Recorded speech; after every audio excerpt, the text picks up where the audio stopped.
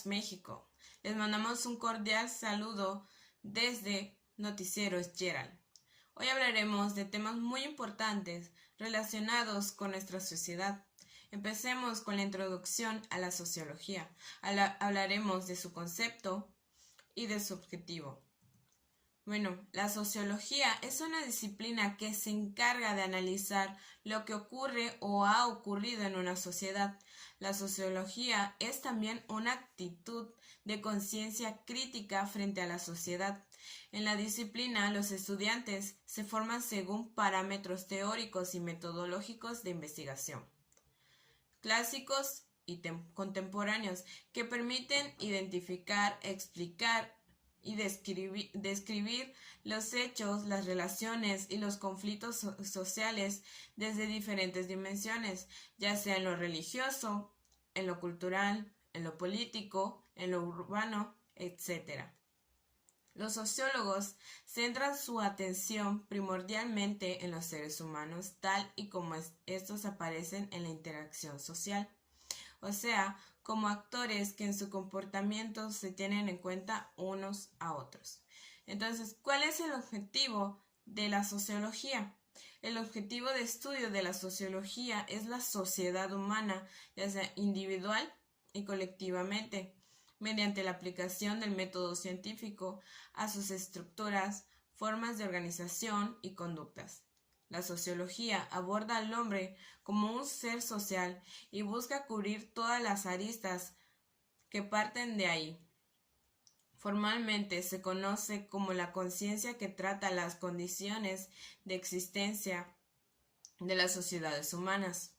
La sociología es un campo de estudio dinámico debido a que se debe adaptar a sus reflexiones en función de los cambios sociales que ocurren a lo largo de la historia, buscando abarcar sus factores y fenómenos determinantes. Su objetivo de estudio, entonces, se centra en estudiar las relaciones sociales, la interacción social, la cultura que nos rodea día a día, las clases sociales, la movilidad social, la religión, la ley y el crimen.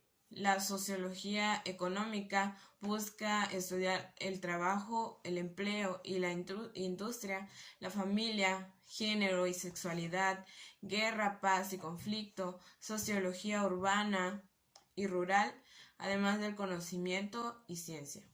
Pero también existe la sociología de la educación.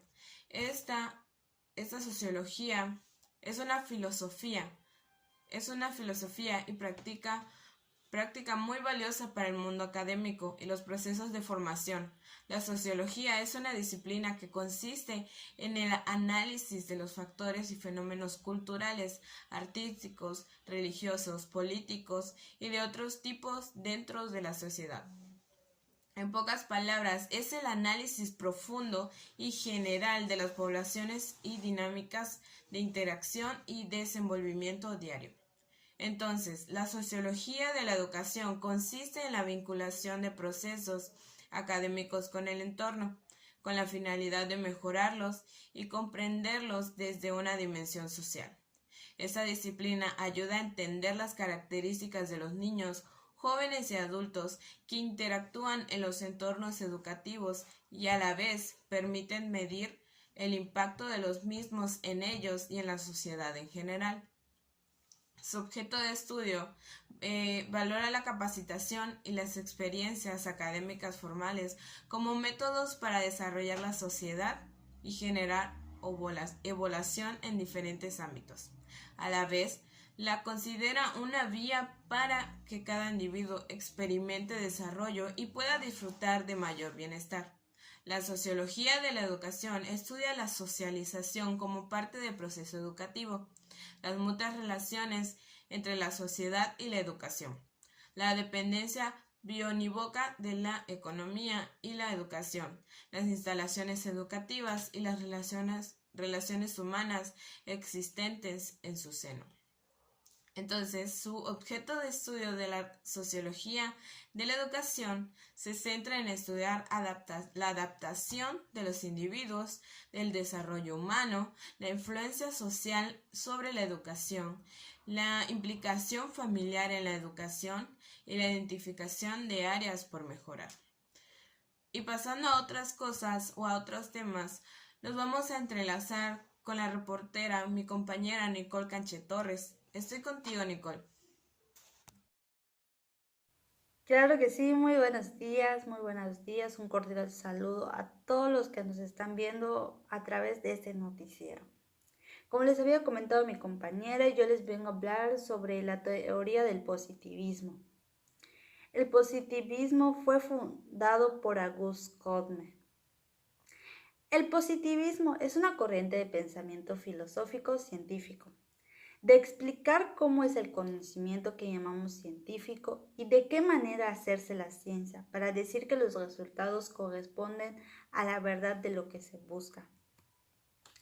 Bueno, como bien saben algunos, no sé, el tiempo histórico le tocó vivir a Auguste Comte, ya que en este tiempo se dieron conflictos en las clases sociales por los intereses económicos y la apropiación de los bienes. Uno de los propósitos fue querer modificar la sociedad de su tiempo y comienza por explicar que una sociedad para cambiar necesita hacerlo a partir del conocimiento. Él en su análisis dice que como había sido a través de la historia, el conocimiento determina distintas etapas de desarrollo del mismo, que fue a lo que le dio el nombre de ley de los 3 estados o estadios del conocimiento. Y de ahí surge su concepción de la cual el verdadero conocimiento, al que le llamó positivismo. Al caracterizar Comte como debía de ser el conocimiento positivo, estipula que debía de provenir de la observación y la experimentación. De esta manera es como Comte surge como padre de la forma de hacer ciencia.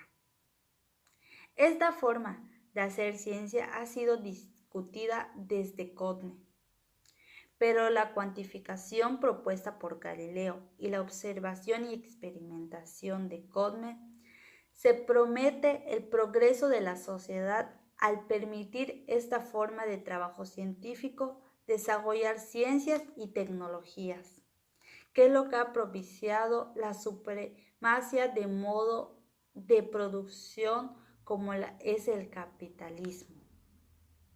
Se vio desde los tiempos de Comte que el progreso de toda sociedad no se alcanzaría, pero el modo de hacer ciencia y tecnología permitió el desarrollo del capitalismo mercantilista, hasta llegar en la actualidad al nuevo capitalismo o globalización.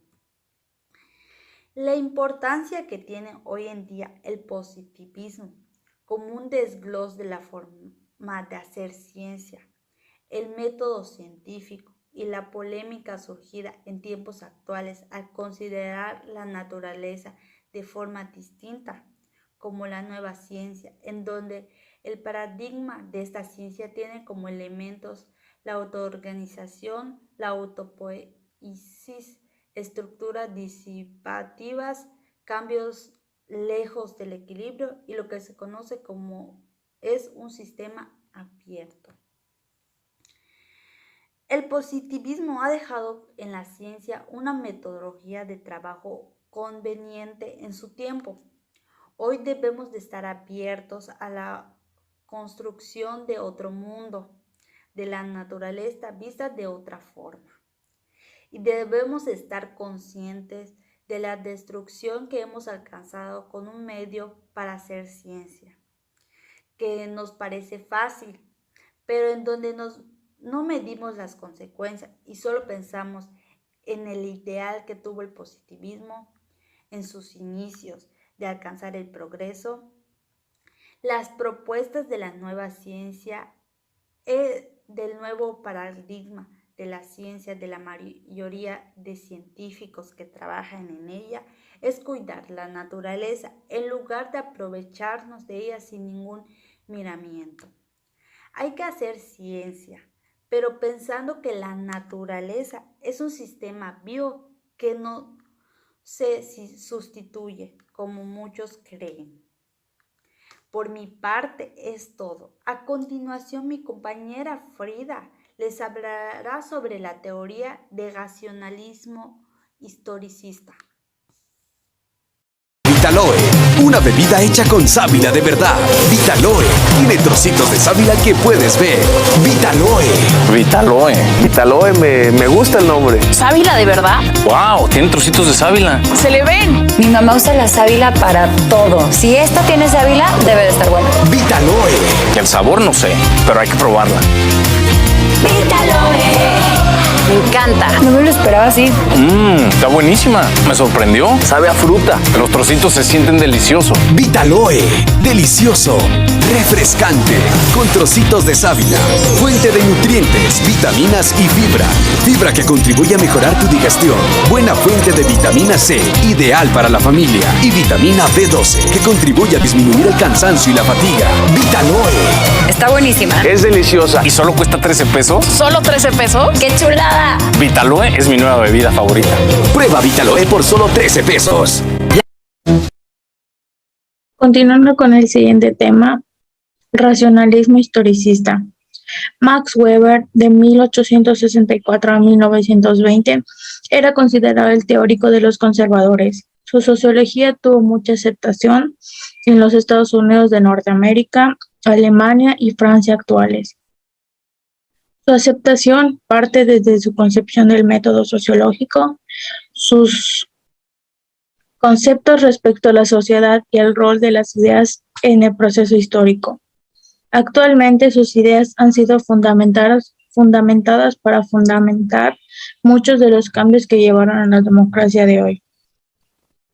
Elaboró su teoría con bases científicas para dar respuestas a las preguntas científicas.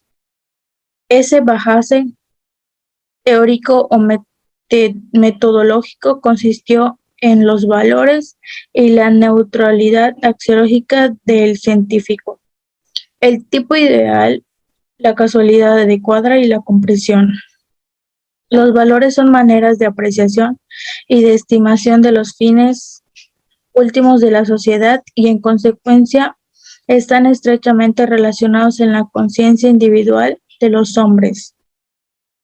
Como podemos ver, el problema de la subjetividad de toda investigación científica radica en la acción del tema de estudio, mientras el objetivo descansa de la explicación y demostración, en tanto que la neutralidad axiológica del científico no otra cosa que el investigador. Solo se concreta en describir y en explicar, pero no valorar. Y esto ha sido todo. Les dejo con el siguiente tema. Gracias. Buenas tardes y sí, es un gusto compartir con ustedes la información en este bello programa. Gracias compañera Frida y sí, continuamos. Yo les hablaré acerca del funcionalismo clásico. ¿Qué es el funcionalismo clásico? Como muchos se preguntarán, esto es una corriente creada por Emile Durkheim en 1895.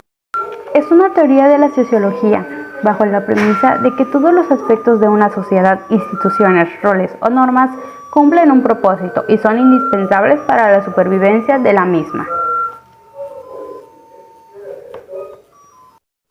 Como bien mencioné, esta teoría fue planteada por el francés Émile Durkheim en 1895 como parte de su publicación Las reglas del método sociológico, que intentaba explicar las necesidades de diferentes estructuras sociales como sus funciones.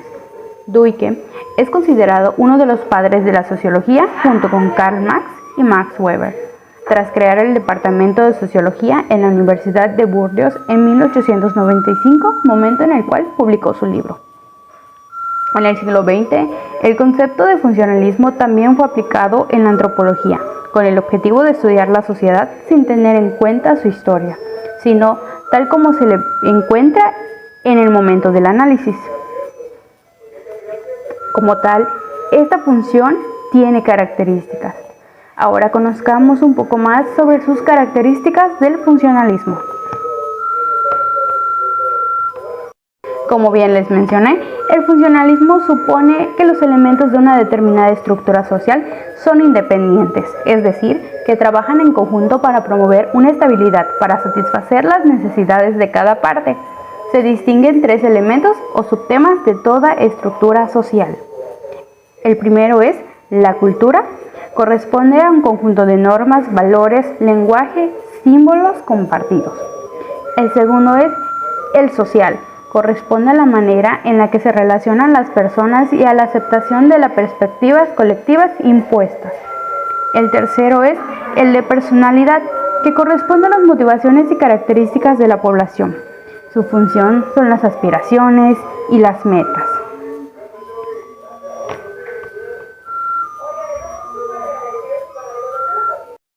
Y sí, como anteriormente les mencioné, les hablaré acerca de los objetivos de la sociología. La corriente del funcionalismo persigue dos objetivos fundamentales que están plasmados en el libro de Duyker, que son las reglas del método sociológico, considerado una parte social. Positivista. El sociólogo propone dos tesis centrales para llevar a cabo el funcionalismo. El número uno es considerar un objetivo de estudio específico.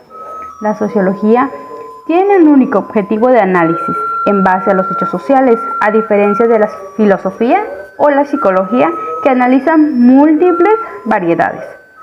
2. Aplicar un método científico. La sociología persigue el pensamiento objetivo en base a la investigación empírica y pruebas de razonamiento, a fin de evitar prejuicios o puntos de vista subjetivos. El funcionalismo supone que los elementos de un sistema social buscan el orden y la constancia, es decir, una interrelación entre distintas funciones, organizaciones o personas. Aunque también este se relaciona con el entorno. El entorno es un factor que está fuera del sistema social, pero que puede influirlo, como la naturaleza y los mercados económicos mundiales, y obligarlo a cambiar, a adaptarse si un elemento de la sociedad es alterado. Repercute en el funcionamiento de todo aparato. Ahora, en conclusión, ¿qué es el funcionalismo? Pues este resulta ser una corriente estática sin concepto de cambio a lo largo de la historia, que considera que cualquier alteración de la norma como una circunstancia nociva para el orden puede alterarlo. El método funcionalismo puede resultar muy útil para el análisis de construcción de un sistema social, a través de la observación de la interrelación entre los temas, pero no permite la solución de problemas funcionales, para lo que es necesario aplicar un enfoque funcionalismo operativo, que lleve a cabo la acción de resolución de problemas en cualquiera de los elementos que integren a la estructura social. Por mi parte es todo, fue un placer estar en este bello programa. Ahora nos enlazamos con mi compañera Adriana.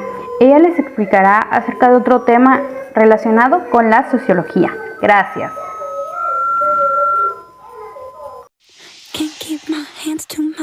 Secadora, tenazas, daña mucho el cabello, ¿verdad?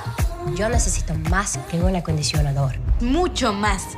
Nuevo acondicionador diario 3-Minute Miracle de Pantene. Penetra en tu cabello para reparar hasta 3 meses de daño en solo 3 minutos. Tu cabello más suave y brillante, de adentro hacia afuera. Cámbiate a Pantene y notarás la diferencia. Pantene es mucho más que un acondicionador.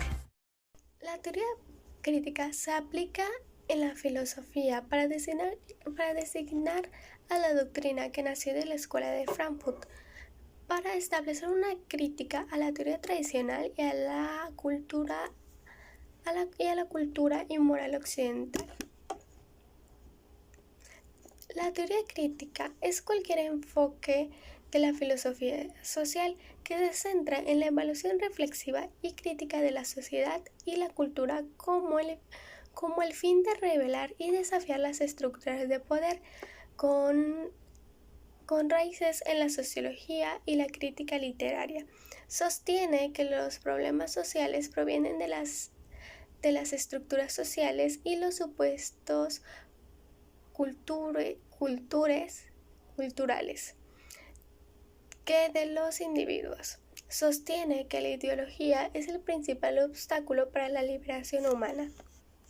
La teoría crítica se opone radicalmente a la idea de la teoría pura, que supone una separación entre el sujeto que complementa y la verdad complementada, e insiste en un conocimiento que está mediado por la experiencia, por las praxis concretas de una época, como por los intereses teóricos y extrateóricos que se mueven al interior de las mismas, lo cual significa que las organizaciones conceptuales o sistematizaciones del conocimiento. En otras palabras, las ciencias se han constituido y se constituyen en la relación al proceso cambiante de la vida social. Dicho de otra manera, las praxis y los intereses teóricos y extrateóricos que se dan en determinado momento histórico reciben un valor teórico cognitivo, pues son el punto de vista a partir del cual se organiza el conocimiento científico y los objetos de dicho conocimiento. La teoría crítica surge para promover un entendimiento de la situación histórica y cultural de la sociedad con el propósito de generar acciones en torno a la transformación de esta. La teoría crítica se caracterizó por el rechazo por la justificación de la realidad sociohistórica presente por considerarla injusta y opresora. Postula en su lugar la búsqueda. Esto sería todo por mi parte sobre la teoría crítica de la comunicación. Ahora seguirá mi compañera Sandy con la Escuela de Frankfurt. Mi nombre es Adriana Paul Chávez y seguimos con las teorías. La teoría que sigue es la teoría marxista. Yo les voy a platicar un poco de esta. La teoría marxista es un conjunto de ideas políticas, económicas y sociales creadas a mediados del siglo XIX. Estas fueron por Karl Marx y su colaborador Friedrich Engels, que consiste en modificar el orden social y criticar el capitalismo, que tuvieron gran repercusión e influencia en diversos acontecimientos del siglo XX. Seguimos. Marx centra su estudio en el mundo de trabajo y la producción. Para Marx, la educación es parte del sistema de reproductor capitalista. Es el medio de diferenciar la producción social. Para él, la escuela reproduce a la fábrica. Ambas producen y reproducen la visión social del trabajo y la división entre trabajo físico e intelectual. La escuela deberá centrarse en la realidad del trabajo. Estos fueron los acontecimientos que dio Karl Marx. Ahora les voy a hablar unos de sus principales enfoques.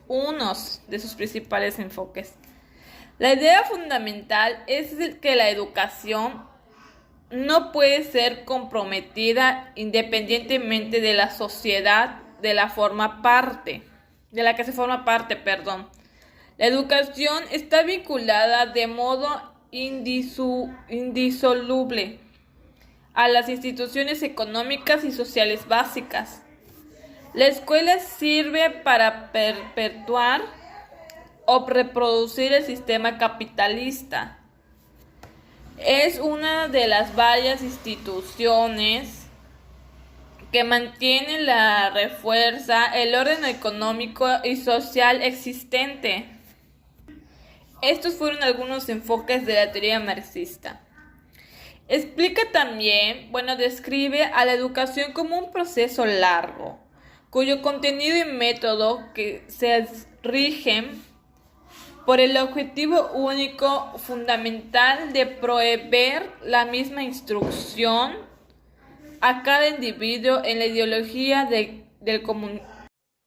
Y hablando de otros temas, volviendo a otros temas, Hablaremos de la Escuela de Frankfurt, nuevas ideas en una sociedad compleja. La Escuela de Frankfurt, también conocida como teoría crítica de la sociedad, fue uno de los movimientos intelectuales más influyentes del siglo XX. Fue una iniciativa creada por varios pensadores, cuyo objetivo era analizar los fenómenos sociales y políticos presentes en la realidad. Desde el momento de su aparición, en 1923, planteó un innovador modelo para la investigación sobre la política y la sociedad. Su trabajo ha sido fundamental para el desarrollo de disciplinas como la ciencia política o la sociología. En este post mostraremos qué es la escuela, cómo surgió, quiénes fueron sus representantes y por qué sigue siendo importante en nuestra sociedad actualmente. Pasaremos con mi compañera que les explicará un poco más sobre esta escuela de Frankfurt. Claro que sí, como les comentó mi compañera, yo les voy a hablar sobre las disciplinas e influencias. Gracias a su innovador enfoque, el Instituto para la Investigación Social construyó un espacio de diálogo y reflexión colectiva, abierto a diferentes metodologías y teorías. De esta manera, a lo largo de su historia formó parte de la Escuela de Frankfurt, investigadores y pensadores especializados en diferentes campos del conocimiento, como son filósofos, sociólogos, abogados, críticos del arte y psicoanalistas. Asimismo, contaban con una rica variedad de influencias teóricas y metodológicas, dentro de las que podemos identificar varias corrientes filosóficas, como la filosofía hegeliana, en sus diferentes vertientes, o el pensamiento marxista. Las teorías sociales basadas en el psicoanálisis, la crítica del arte y diferentes teorías sociológicas. A continuación, mi compañera Frida les hablará un poco más de Frankfurt. Muchas gracias, compañera Nicole. Continuando con la escuela de Frankfurt, ¿qué tenían este grupo de pensadores para que los consideremos una escuela de pensamiento? Básicamente, los miembros de la escuela de Frankfurt compartían 3 puntos de coincidencia. Inspirados en el pensamiento de Hegel, pensaban que la realidad surgía de un complejo proceso de interacción entre diversos elementos, teniendo ella misma una naturaleza compleja que no podía ser abordada desde un punto de vista. Derivando de lo anterior, consideraban que los fenómenos sociales y políticos poseían un carácter dinámico e interactivo. Defendían que las causas últimas de los procesos sociales y políticos tenían un carácter tradicional, eran deseos, miedos y pulsiones que condicionaban el comportamiento colectivo sin que hubiera una explicación racional para esta influencia. A continuación, les dejo con mi compañera María José. Teoría crítica de la sociedad. Esta coincidencia fueron el punto de partida de un proyecto de investigación colectivo que tuvo como objetivo conocer las causas y los procesos que condicionaban el funcionamiento de la sociedad. Una indagación en la que se arrojaba a buscar la luz sobre las dinámicas que habían construido la realidad, mediante la comprensión de algunos de los fenómenos políticos y sociales más relevantes del siglo XX. 1. Las 2 guerras mundiales. 2. El acceso del fascismo. 3. Los conflictos al interior de las sociedades. 4. La creación de los espacios regionales y globales. 5. El regimiento de fenómenos populistas. 6. Las crisis de los mercados. Claro que sí, y continuamos con esta fabulosa teoría. Enfoques interdisciplinar. Yo les voy a hablar un poco acerca de esto. Desde un punto de vista histórico, la escuela de Frankfurt dio origen al primer modelo de investigación interdisciplinar aplicando al estudio de los fenómenos sociales y políticos. Los resultados de sus investigaciones, que están plasmadas en sus conferencias y textos, demostraron que usando un enfoque de conocimiento transversal. Esto ha sido todo. Muchas gracias por escucharnos. Hasta pronto.